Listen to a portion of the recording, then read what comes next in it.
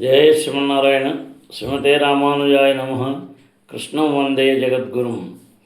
పరిత్రాణాయ సాధూనాం వినాశాయ చ దుష్కృతాం ధర్మ సంస్థాపనార్థాయ సంభవామి యుగే యుగే. భారద్వాజకులంబోధి చంద్రం శ్రీపురుషోత్తమం వేదాంతో భయనితత్వాత్ జ్ఞానదం గురుమాశ్రయే. మనం శ్రీమద్భాగవతంలో ద్వితీయ స్కంధంలో అధ్యాయం 9లో 30 దాకా చెప్పుకున్నాం. 31. జ్ఞానం పరమగుహ్యం మే యద్విజ్ఞాన సమన్వితం సరహాస్యం తదంగం చ గృహాణ గదితం మయా. భగవానుడు ఇట్లు పలికెను, శాస్త్రమునందు వర్ణింపబడిన మత్సంబంధిత జ్ఞానము పరమ రహస్యమైనది. భక్తియోగ సంగమమునందే దానిని అనుభూతమర్చుకొనవలెను. ఆ విధానమునకు అవసరమైన అంగమును నేను వివరింతును. సావధానుడవై దానిని గ్రహింపుము అంటున్నారు. విశ్వమందు బ్రహ్మదేవుడే శ్రీకృష్ణ భగవానుని పరమోత్తమ భక్తుడు కనుకనే ఆ దేవదేవుడు అతని 4 వాక్యములందరి 4 ముఖ్య విచారణలకు సమాధానమొసగినాడు. ఆ సమాధానములే చతుశ్లోకి భాగవతముగా పిలువబడుతున్నది. బ్రహ్మదేవుని ప్రశ్నలు ఈ విధముగానున్నవి. భౌతికమునందు ఆధ్యాత్మికత యందు భగవానుని రూపములేవి. భగవానుని వివిధ శక్తులు ఏ విధముగా పనిచేయుతున్నవి?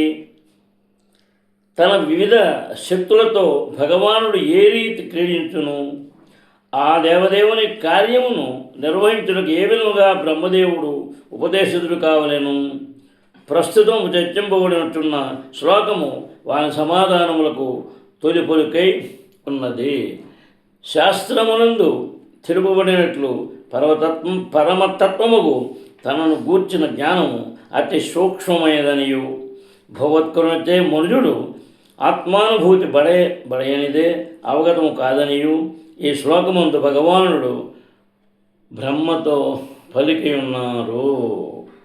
ఆ ప్రశ్నలకు తాము వివరణము నొసగినప్పుడు సమాధానమును గ్రహింపుమని దేవదేవుడు పలికెను. దీని భావమేమనగా స్వయముగా భగవానుని ద్వారా ప్రకటితమైనప్పుడే అతనిని గూర్చి దివ్యజ్ఞానము విదితము కాగలదు. మహాజ్ఞానులు మనోకల్పన ద్వారా పరతత్వము అవగతము కాపోదు. మనోకల్పనా పరులు నిరాకార బ్రహ్మానుభూతి వరకు మాత్రమే పురోగమింపగలరు. కానీ వాస్తవమునకు పరమార్థ తత్వపు సంపూర్ణ జ్ఞానము నిరాకార బ్రహ్మజ్ఞానమునకు పరమై ఉన్నది. ఆ విధముగా అది పరమ రహస్య జ్ఞానం అని పిలువబడినది. పలువురు ముక్త పురుషులలో ఒకానొకడు మాత్రమే దేవదేవుడు శ్రీకృష్ణ భగవానుని ఎరుగ యోగ్యుడై ఉండును. లక్షలాది జనులలో ఒకానొకడు మాత్రమే మానవ జీవిత పూర్ణత్వ సాధనకై యత్నించుననియు అట్టి పలువురు ముక్త పురుషులలో ఒకానొకడు మాత్రమే తత్వత తనను తెలుగునగలనియు శ్రీకృష్ణ భగవానుడు భగవద్గీత ఎందు స్వయంగా పలికి ఉన్నారు. అనగా భగవత్ సమ్మతిత జ్ఞానము భక్తియోగం ద్వారానే ప్రాప్తించగలదు. రహస్యం అనగా భక్తియుత సేవ అయిన భావం.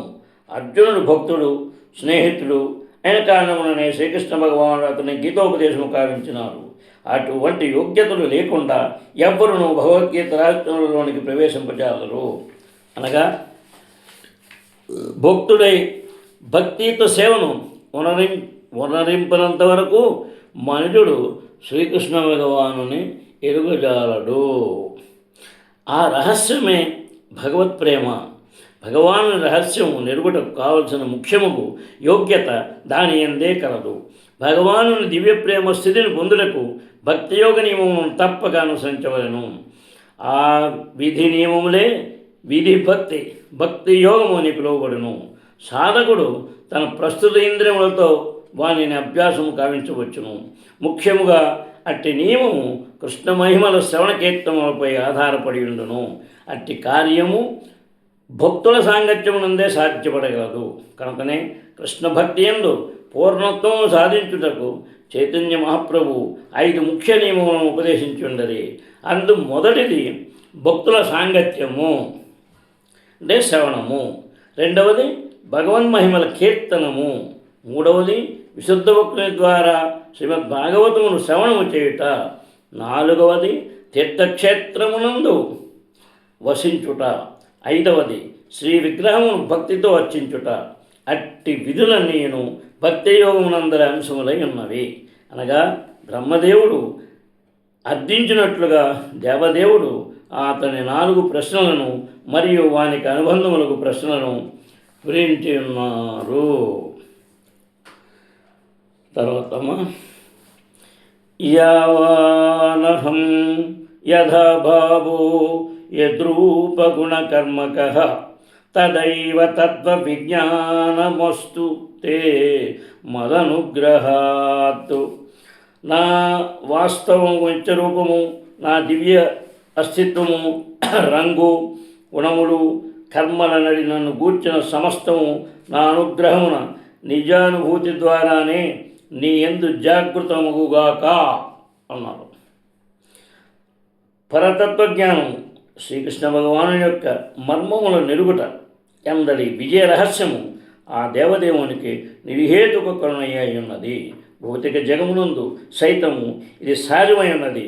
బహుపుత్రులను కలిగిన తండ్రి తన స్థితిని కూర్చిన రహస్యమును ముద్దుల కుమారులకే ఎరుకపరుచును.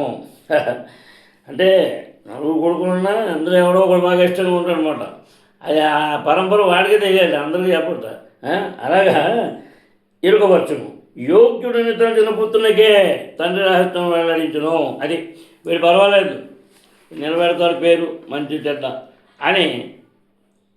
అంటే అన్నం అంతా పట్టుకొని చూడరు కదా, అంచేత వాడు ఏ రకమైన గ్రహింపు వాడి దగ్గర ఉందో చూసుకుని వీడైతే సరిపోతాడు మనకి అని రహస్యాలను వెల్లడించును. అలాగా సంగమునందు అతి ప్రాధాన్యం కలిగిన వ్యక్తి కేవలము అతని అనుగ్రహముననే తెలియబడగలడు. అదే విధముగా భగవాను గూర్చి తెలుసుకుంటూ మనుజుడు అతని పరమప్రియుడు కావలెను. శ్రీకృష్ణ భగవానుడు అపరిమితుడు, ఎవ్వరూ అతని సంపూర్ణంగా ఎరుగజాలరు. కానీ దివ్యముకు ప్రేమయుత సేవ ఎందరి పురోగతి మనుజుని ఆ దేవదేవుని ఎరుగుటకు యోగ్యుని చేయగలదు. బ్రహ్మదేవుని ఎడ భగవానుడు తగినంతగా సంతృప్తి చెందినట్లు మనమిచ్చడ గాంచి ఉన్నాము. కనుకనే అతడు బ్రహ్మదేవునిపై అనుగ్రహమును చూపినాడు. తన అనుగ్రహముచే బ్రహ్మ భగవాను నిజానుభూతిని పొందగలిగాను. పరతత్వముకు భగవానుని కేవలం లౌకిక విద్యలచే కానీ లేదా బుద్ధికి సంబంధించిన కసరత్తులచే కానీ మనుజుడు ఎరుగజాలడని వేదమునందు తెలుపబడినది. గురువునందు భగవానుని యందు అచంచలముకు విశ్వాసం ఉన్నప్పుడే మనుజుడు పరసత్యమును తిరగలడు. అట్టి విశ్వాసపాత్రుడు లౌకిక భావనలో నిరక్షర కుక్షి అయినను భగవదనుగ్రహం చే భగవానుని అప్రయత్నంగా ఎరుగలడు. శ్రీకృష్ణుడి ఎల్లరకు ఎరుకకు రాడనియు శ్రద్ధారహితులైన వారికి అతడు యోగమాయ శక్తిచే కప్పబడి ఉండనని భగవద్గీత యందు తెలుపబడినది. శ్రద్ధావంతులకు వారికి శ్రీకృష్ణుడు తన రూపము, గుణము, లీలలు ఎందు తనను వెల్లడి చేసుకున్నాను. నిరాకారవాదులు తప్పుగా భావించినట్లు భగవానుడు రూపరహితుడు కాడు. కానీ అతని రూపము మన అనుభవం నందున్నట్టి రూపం వంటిది మాత్రం కాదు. భగవానుడు తన రూపము చివరికి దాని పరిమాణము సైతము విశుద్ధ భక్తులకు వెల్లడి చేయను. శ్రీమద్భాగవత మహాపండితుడకు శ్రీ శైలజ గోస్వామి వివరించినట్లు యావాన్ అని పదవు భావం అదే. భగవానుడు తన అస్తిత్వపు దివ్య స్వభావమును ఎరుకపరచును. కానీ లౌకికులు భగవద్రూపమును గుర్చి లౌకిక భావనను తయారు చేయుచుందురు. భగవానుడు లౌకిక రూపము కలిగి లేడని శాస్త్రములందు తెలుపున్నది. తత్కారణమున అల్పజ్ఞులకు వారు అతడు తప్పక రూపరహితుడే ఉండవలని నిర్ధారించరు. లౌకిక రూపము ఆధ్యాత్మిక రూపంలో గల భేదమును వారు గుర్తించగలరు. వారి కథనమును అనుసరించి లౌకిక రూపరహితుడైన వాడు తప్పక రూపరహితుడై ఉండవలను. రూపరాహిత్యమున్నది రూపభావనకు విరుద్ధమైనది కనుక ఆ నిర్ధారణ సైతము లౌకికమే కాగలదు. భౌతిక భావము తోసిపుచ్చుట ఆధ్యాత్మిక సత్యమును సుస్థాపితము చేయబోదు. శ్రీకృష్ణ భగవానుడు దివ్య రూపమును కలిగి ఉన్నాడని మరియు ఏ ప్రయోజనం కొరకైనను అతడు తన ఏ ఇంద్రియమునైనను ఉపయోగించబడగలడని బ్రహ్మ సంహితం యందు తెలుపబడినది. ఉదాహరణకు తన కన్నులతో అతడు భుజింపగలడు, పాదముతో దర్శించగలడు. లౌకిక రూపభావంతో ఎవ్వడును కన్నులతో భుజింపగలడు, పాదముతో దర్శించగలడు.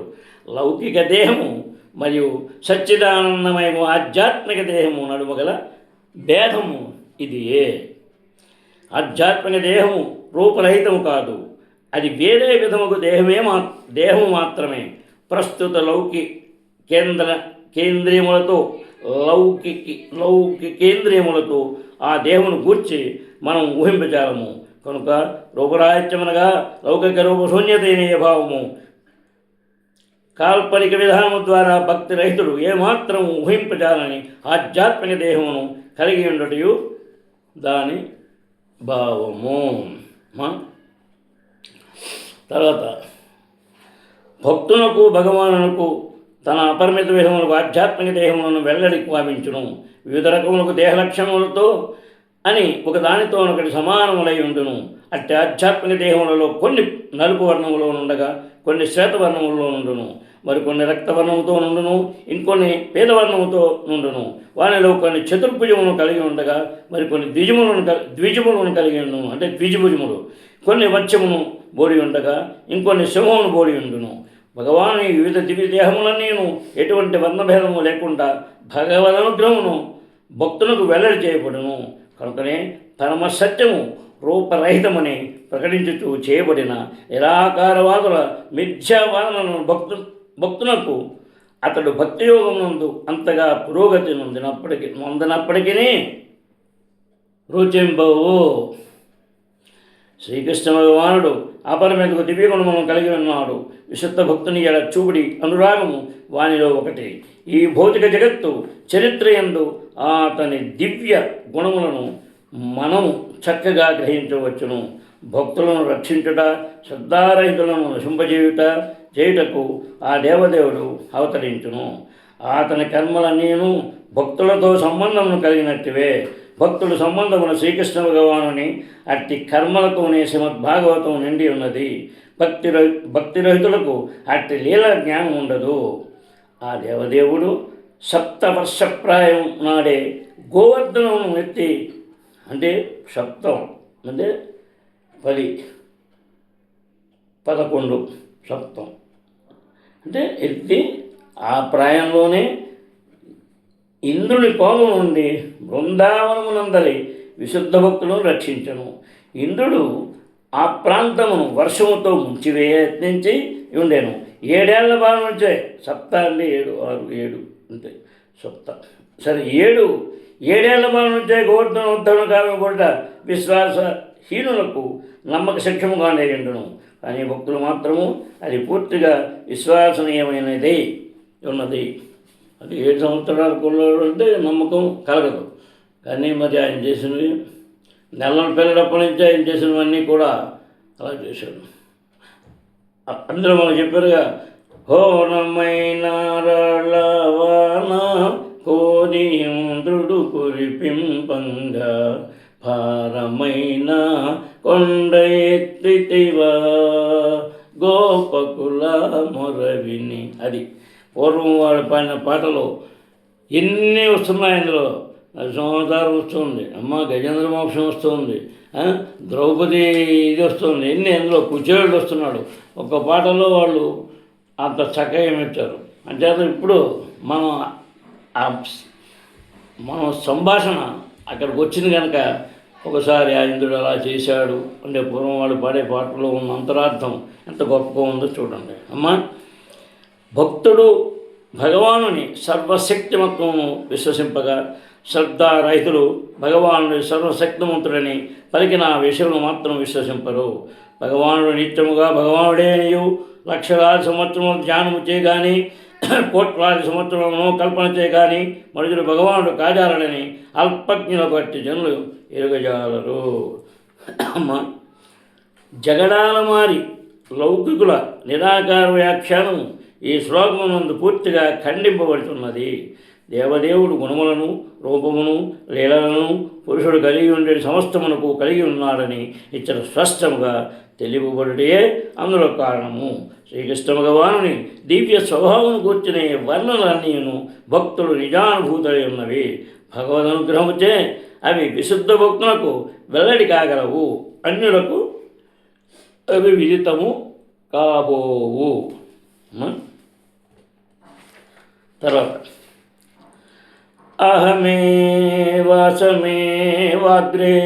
నాణ్యత్ సత్సత్పరం పశ్చాదహం ఇదే తచ్చ యో వశిష్యేత సోస్మృహం. ఓ బ్రహ్మదేవా, నేను తప్ప వేరేది లేనట్టి సృష్టికి పూర్వము నిలిచినది నేనే. పూర్ణ పురుషోత్తముడు ఈ సృష్టికి కారణముకు భౌతిక ప్రకృతి ఎప్పుడు లేదు. నీవు ఇప్పుడు గాంచున్నది సైతము నేనే. దేవదేవుడు మరియు ప్రళయము పిమ్మట మిగిలి ఉన్నది నేనే దేవదేవుడు అయి ఉన్నాను. పూర్ణ పురుషోత్తముడు భగవానుని బ్రహ్మదేవుని సంబోధించుచు గట్టిగా వ్యాఖ్యానించినదేమనగా, దేవదేవుడుకు తానే సృష్టికి పూర్వం నిలిచి ఉన్నాడు. సృష్టిని పోషించువాడును తానే అయి ఉన్నాడు. విశ్వప్రళయము పిమ్మట నిలిచిండువాడును కేవలం అతడే.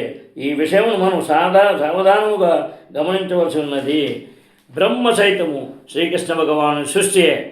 బ్రహ్మదేవుడు పరతత్వము అహం నుండి ఉద్భవించినట్టు వాడు కావున అహం అనే అదే సిద్ధాంతమును అనుసరించి అతడు భగవానునితో అహం సమానమైన ఉన్నాడని మరియు ఈ శ్లోకమునందు వివరించినట్లుగా అహం నాకు అన్యముగా వేరేది కూడా లేదని నిరాకారవాది తన ఏకత్వ సిద్ధాంతమును ప్రతిపాదించుచుండును. నిరాకారవాది చేసిన వాదను అంగీకరించినను సమ్మతింపవలసిన విషయం ఏమనగా, భగవానుడు సృష్టికర్త అయిన అహం నేనే కాగా బ్రహ్మదేవుడు సృష్టించబడిన అహం నేను అయి ఉన్నాడు. కనుక ఈ రెండు అహంల నడుమ ప్రధానుడకు అహం, అధీనుడకు అహం అనేది వేదం కలదు. అనగా నిరాకారవాది వాదమును అంగీకరించినప్పటికీ రెండు రకముల అహమును నిలిచియుండును. ఈ రెండు అహంలు గుణభావన యందు వేదవాక్యమున కఠోపనిషత్తు అంగీకరింపబడినవి. మనం జాగ్రత్తగా గమనించవలసిన ఉన్నది కఠోపనిషత్తు ఈ విధముగా పలుకుతున్నది. ఇది నిత్యో నిత్యానాం చేతన చేతనానాం ఏకో బహూనాం యో విదధాతి కామా. అది అమ్మ. తర్వాత రేపు మనం కంటిన్యూ చేస్తున్నాం. జై శ్రీమన్నారాయణ. శ్రీమతే రామానుజాయ నమః. కృష్ణం వందే జగద్గురుం. శ్రీకాంతాయ కళ్యాణనిధే నిదర్దినాం శ్రీవేంకటనివాసాయ శ్రీనివాసాయ మంగళం. కృష్ణం వందే జగద్గురుం. జై శ్రీమన్నారాయణ. జై శ్రీకృష్ణ.